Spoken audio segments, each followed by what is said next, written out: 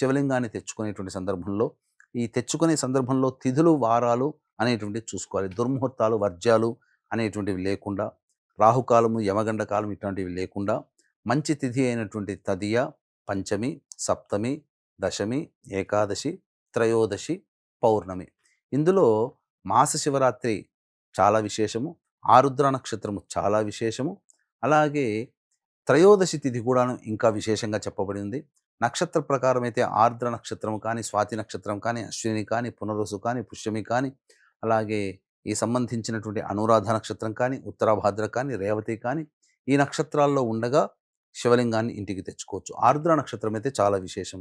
ఇక వారంలో చూసుకున్నట్లయితే సోమవారం కానీ, గురువారం కానీ, బుధవారం కానీ, శుక్రవారం కానీ, ఈ వారాల్లో చాలా విశేషం. కాబట్టి ఇప్పుడు చెప్పినటువంటివన్నిట్లో కూడాను ఏదో ఒకటి అని కాకుండా బుధ, గురు, శుక్రవారాలు, ఆ నక్షత్రాలు, ఆ సంబంధించినటువంటి తిథులు అన్నీ కలిసి ఉన్నటువంటి రోజైతే చాలా విశేషం. అవి తెచ్చిపెట్టుకొని, ఆ గుర్తుపెట్టుకొని ఆ రోజున శుభముహూర్తంలో ఇంట్లోకి తెచ్చుకొని, అనగా బ్రహ్మ ముహూర్త కాలంలో పూజ ప్రారంభించడం అనేటువంటిది చేసుకోవాలి.